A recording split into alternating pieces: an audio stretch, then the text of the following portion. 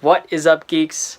So, I am a recent Game of Thrones fan. I only started 2 weeks ago, but I already caught up to the current season, season 7. And today is going to be the start of a new little series that I'm doing, which is basically reviewing each of the episodes. Now, future installments of this is probably going to be live. That way I can take your questions and comments and we can talk about it. Now, obviously, if I'm going to do a review of this, it's going to be a spoiler review. So just warn you guys now, if you haven't seen the episode, you have to see the episode. But I think it's a really good starter for me because this episode is one of the best Game of Thrones episodes, arguably one of the best battles we've seen. So before we get into it, this is episode 7, season 7, episode 4, Spoils of War. Now, there's a lot of highlights in this video. What I want to say first is, just to give you guys a little overview.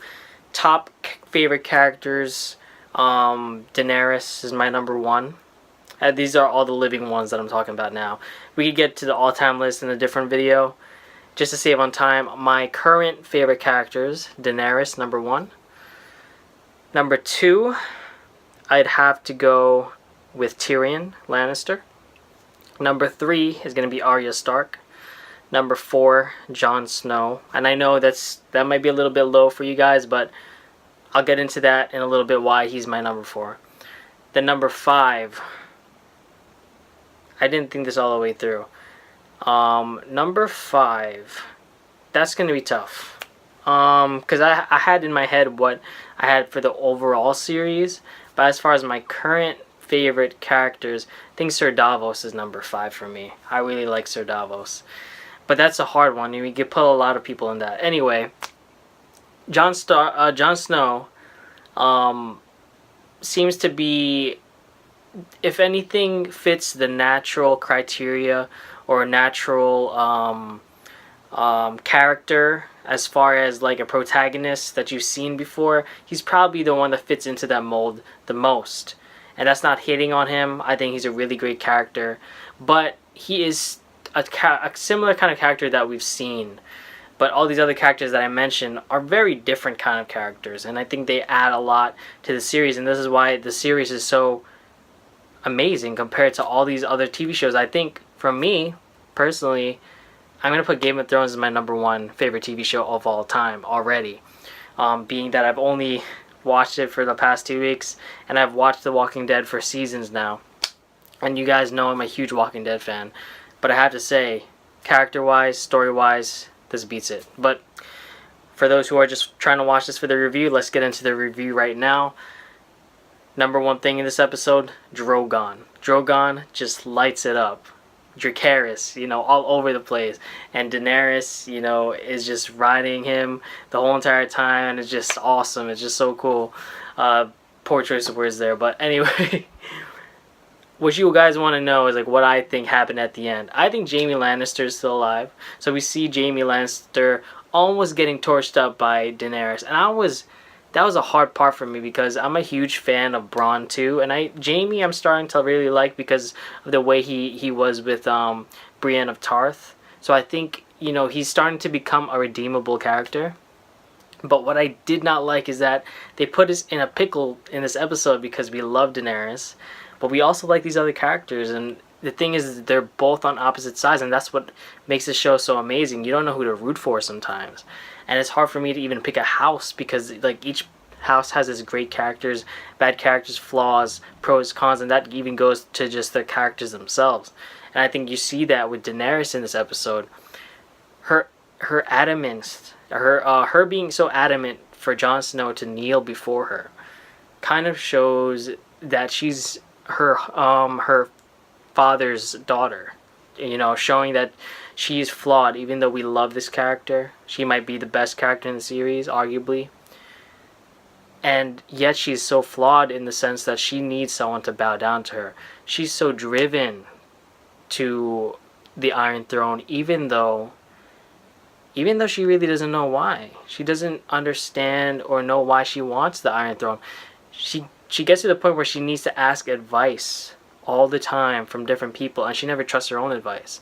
And I think it's because ultimately deep down inside, she might not even realize why she wants to be the queen of the Seven Kingdoms. I mean, what's the true reason that she has? It might just be an inheritance that she's had. She has this feeling, this desire for the Iron Throne because of the Mad King being her father. So that's her flaw, and that's something that, you know, I'm starting to see with her, and it's kind of scaring me because I think that might be her downfall. If anything, that might be the reason why she dies, and I can't even think about that because I love Daenerys. She's my favorite character, but that's what makes the character so layered, in my opinion. So we see that. We see Daenerys' flaws. We also see Jon Snow being awesome, you know, not kneeling down before her, which is great. And we kind of see a little bit of a start of a relationship there. You know, we see, you know, they're in a cave. It's all intimate. So we don't know what's going to happen, but I think we're all shipping them together. That would be amazing. I mean, to me, it doesn't beat Ygritte and Jon Snow together. I think they're perfect for each other. And this is a little bit awkward. I don't think they're like, but maybe opposites attract in this situation. But they don't seem like they would be a good match. But the only reason why everyone wants them to get together is because they're like our favorite characters of the show. So, and arguably the best characters in the series. So that's why it would be amazing to see them together. Ideally, I'd like to see them king and queen. But this show has proven time and time again there's no such thing as a happy ending. And if anything, they're going to end up both dying by the end of the series. And I will predict right now, being, you know, this show is all about predictions and what's going to happen with these characters. But Jaime Lannister probably is going to survive, but we're not going to see him until the end. I think at least maybe the end of the season, maybe even the series, but I think the season for sure. We're not going to see him, and we're going to question whether he's alive or not. I think he's definitely alive, though, because then they would have made it definite. Unless they pull a surprise again and just show his charred bones in the bottom of the ocean. Who knows? Bronn is still alive. I think he's definitely going to be seen the next episode. But Lord Baelish being in the background, I don't like it. He's a sneaky weasel, but I have a feeling he's going to do something by the end of the series that we're going to hate. And we're going to hate him so bad. But he might even, who knows, he might take up the Iron Throne. Who knows? This whole series could end up really bad. But I have a feeling he's going to do something that we're going to hate. But before I go on for too long for this episode, this is just like my little starter episode for this new series that I want to do, just reviews on Game of Thrones. And I want to know your comments and questions below. Let me know. And how do you feel about me doing live episodes in the future? I think that'd be cool because you guys can give your questions and comments live and we could talk about it right here via YouTube. So thank you guys for watching. And until next time, Valar Morghulis.